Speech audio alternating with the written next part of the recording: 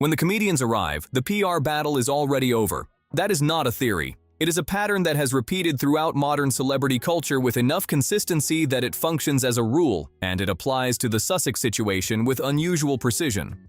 The moment late-night writers, stand-up specials, and satirists start treating a public figure as reliable material, as someone whose situation produces consistent laughs without requiring much explanation, without needing a punchline to be constructed because the situation is already its own punchline. Meghan Markle is, of course, a lifelong feminist, which she's demonstrated by marrying a prince and giving up her job. They are reflecting a judgment the public has already made rather than driving it.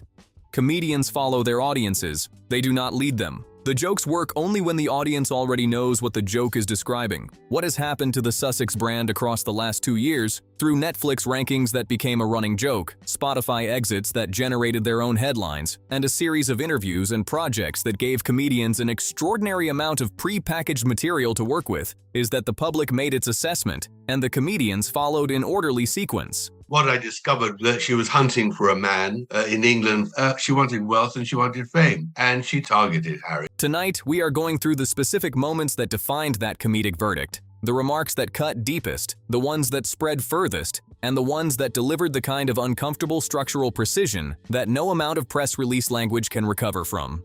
We are going through what Jimmy Carr said, what Kelly Osbourne said, what the South Park writers compressed into 90 seconds, what Bill Maher observed from his particular vantage point, and what Chris Rock chose to put on a Netflix stage in front of a paying audience that had bought tickets specifically to see him. Not to amplify the criticism or pile on, but to understand what the pattern of these moments, their consistency, their diversity of source, their convergence on the same basic observation, actually reveals about where the public conversation has settled and why it has settled there. Okay.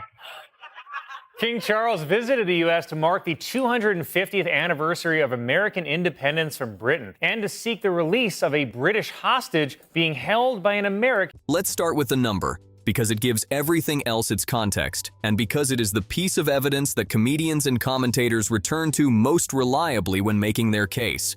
The big Netflix show, the lifestyle series, with Love Meghan, that was supposed to demonstrate that the Sussex brand could generate audience interest entirely independent of the royal crisis narrative, independent of palace drama and institutional conflict, launched in 2025. The premise was Meghan in her kitchen, Meghan with her friends, Meghan in the life she chose in California. The platform was Netflix, with a global audience of hundreds of millions. The backing was a multi-million-dollar production deal. The promotional infrastructure was world-class. It ended the year ranked at number 383 globally on Netflix. Not in a bad week, not in a difficult content environment. For the full year of measurement, 383, below a 2014 episode of Peaky Blinders that had been sitting on the platform for over a decade with its audience essentially exhausted. Below a children's animated cartoon called Grizzy and the Lemmings, which is a program about a bear and some small rodents whose target demographic is children aged 4 to 7. The title of her show, Love Meghan. For what? To watch? Who wants to watch Meghan Markle bake a pie? Season 2 of With Love, Meghan made even less of an impact. The holiday special ranked 1,022nd globally. Harry's Polo documentary attracted 500,000 total views across its entire run on the platform. For context on what those numbers mean in terms of the commercial arc, the 2022 Sussex documentary about leaving the royal family generated 81.6 million hours of viewing in its first week alone.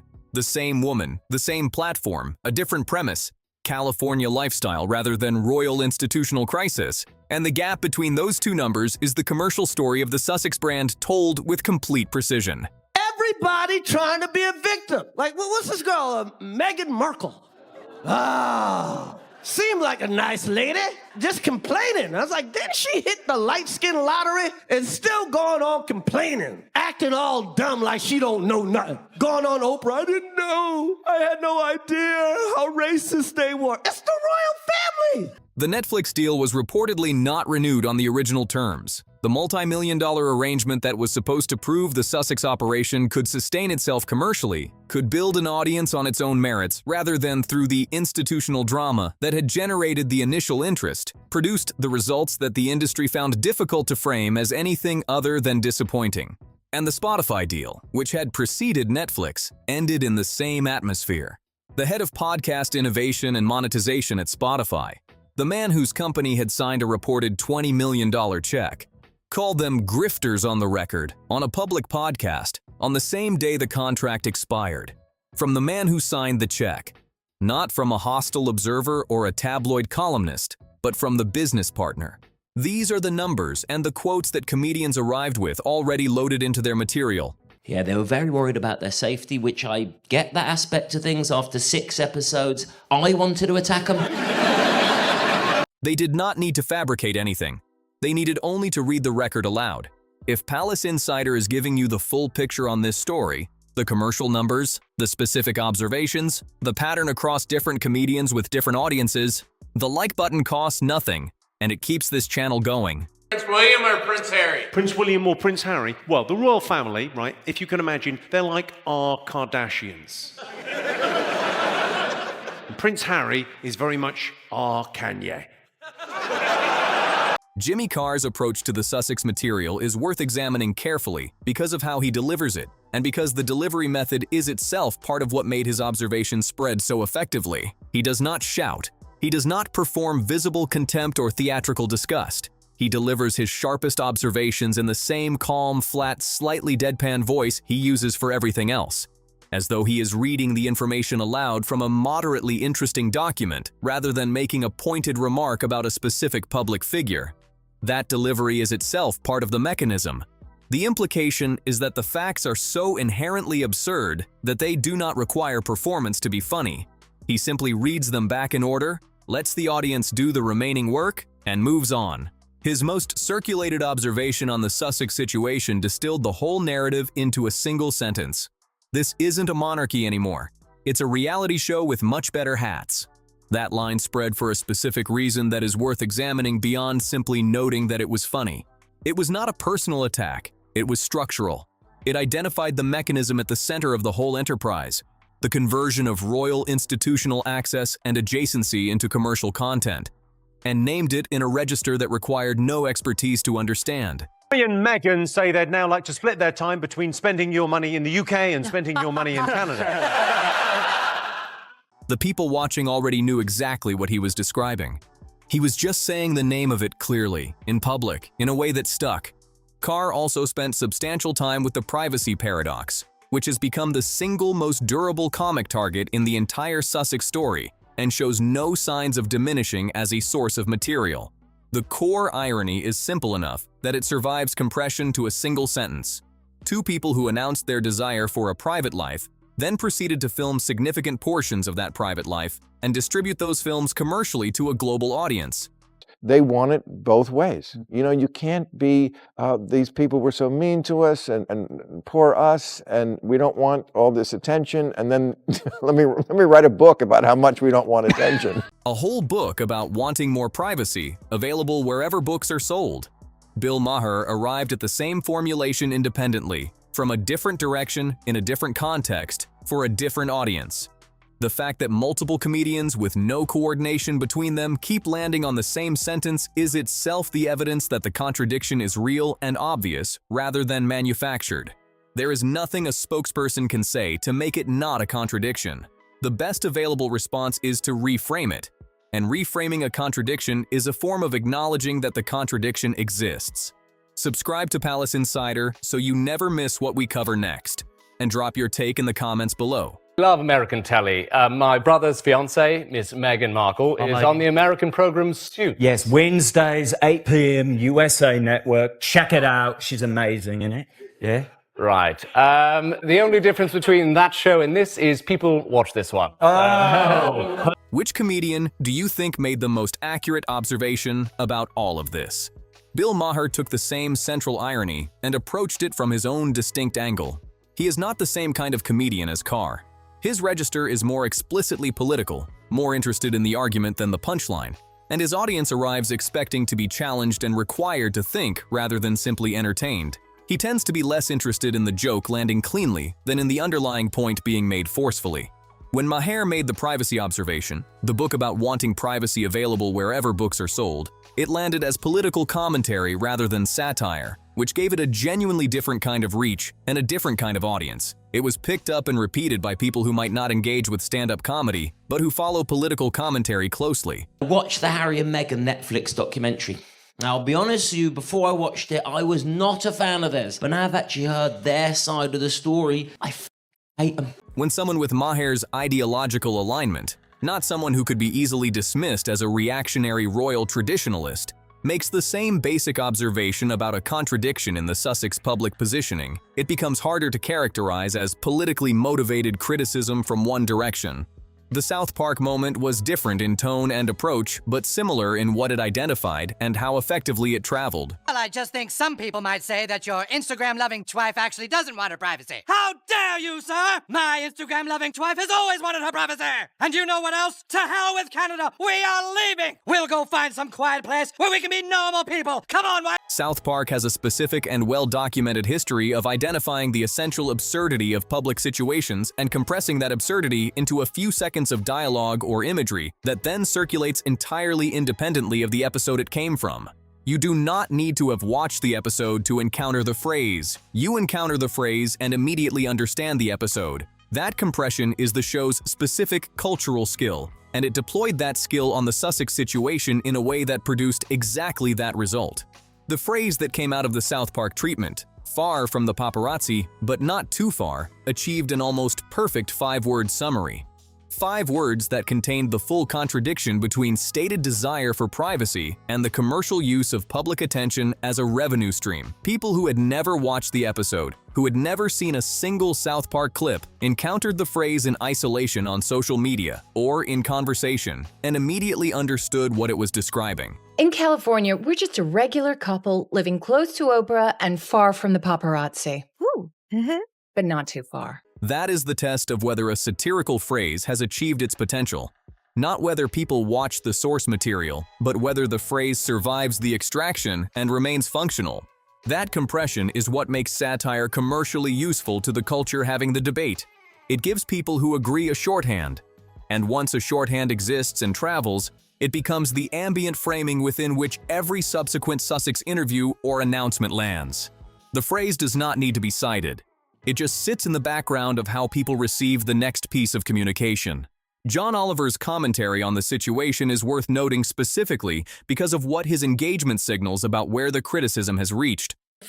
Twatties are whining, whinging, complaining, woe is me, I'm the only one that's ever had mental problems. Like, my life was so hard. Everybody's life is hard. Oliver is not a conservative voice, and he is not aligned with any traditionalist position on the monarchy. He is not someone whose criticism of a celebrity figure can be attributed to political alignment with traditionalist institutions. When someone with Oliver's political positioning and audience finds the Sussex public narrative too easy a target to leave alone, it suggests the criticism has moved well beyond partisan framing and has entered territory where the contradictions are visible across a genuinely wide range of perspectives. Too wide for the Sussex camp to credibly characterize the whole body of commentary as motivated by hostility to racial justice or nostalgia for British imperialism.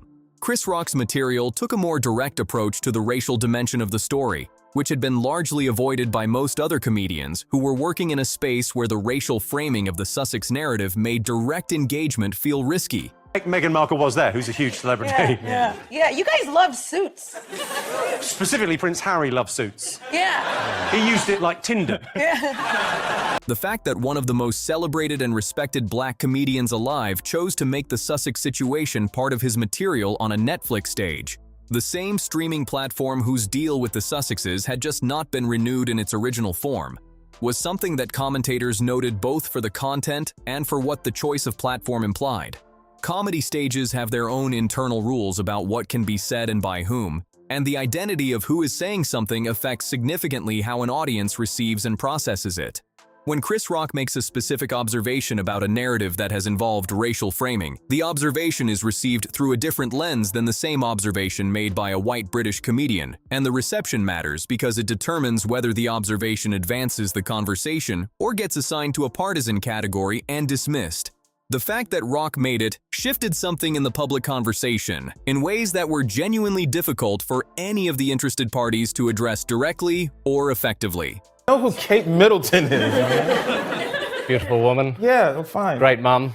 Whenever the kids are being fussy and not going to bed, she puts on an episode of Suits and they're out. So.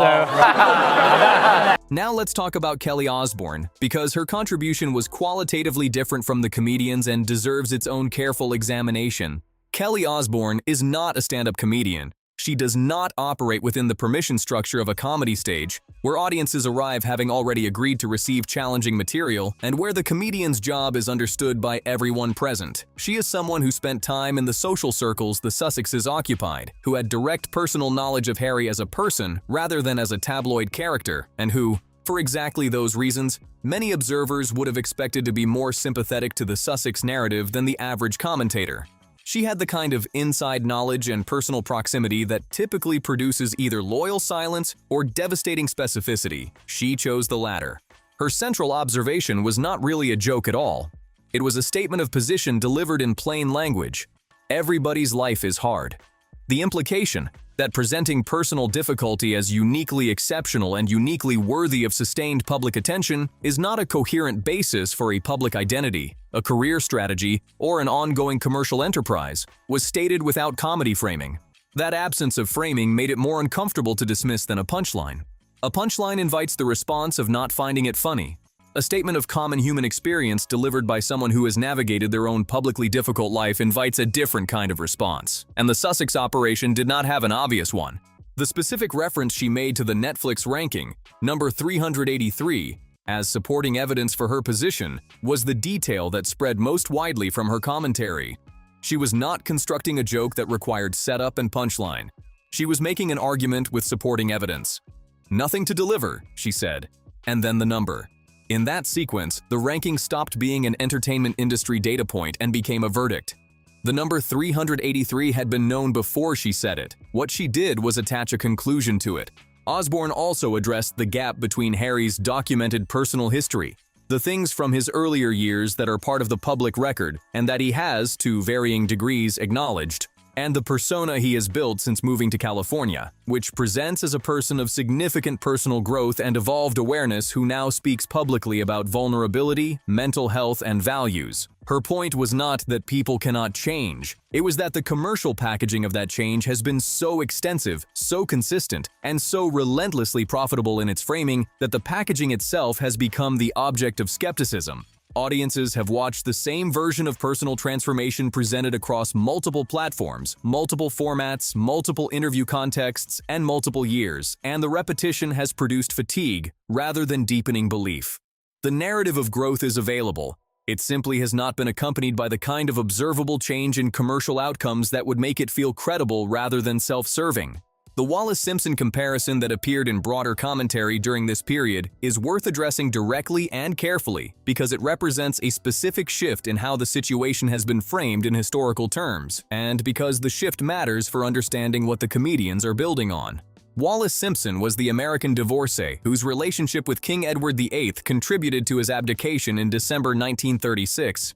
She was blamed in many subsequent accounts and in a significant strand of popular historical understanding for one of the most serious constitutional crises the British monarchy faced in the 20th century. An American woman, twice divorced, whose relationship with a British king created an impossible situation for the institution. The comparison to Meghan is not precise, the circumstances are different, the time period is different, the institutional context is different, and the nature of the relationship is different in important ways. But the comparison appeared in serious commentary, not just tabloid provocation. And when a historical parallel begins circulating at that level, it signals something about how the current situation is being narrativized. Jimmy Carr made the Wallis Simpson reference in a specific way that is worth unpacking. He was not simply drawing a lazy historical parallel. He was asking a more pointed question. How does a grown man, a prince, a trained soldier with significant institutional experience, end up in a position where his decisions appear to have been so substantially shaped by one person's influence? He offered his own answer, that Harry spent most of his adult life with the significant decisions of that life shaped by the royal institution and its requirements, and that when he departed from that institution, he placed the same structuring influence somewhere else rather than arriving at the independence he described as his goal. He exchanged one authority structure for another. It was not presented as a condemnation. It was presented as an observation, but the observation was pointed, and it spread because it described something that plenty of people had been thinking without articulating. The thing that makes Carr's material on Harry distinctly different from the rest of his Sussex material is a small but notable detail that a number of people observing his specials have pointed out. When William comes up, the tone changes noticeably. Carr's sharpness softens almost imperceptibly.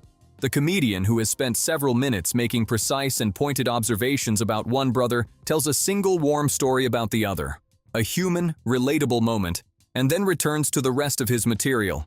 That asymmetry is itself a kind of commentary, and it was not accidental.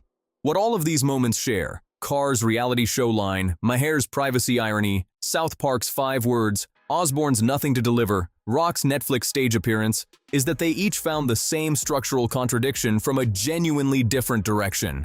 Different comedians, different countries, different audiences, different ideological alignments. Some conservative, some liberal. Some black, some white, some British, some American, and they all kept arriving at the same observation. The platform was real, the resources were real, the opportunity was genuine and extraordinary, and the observable results are what they are.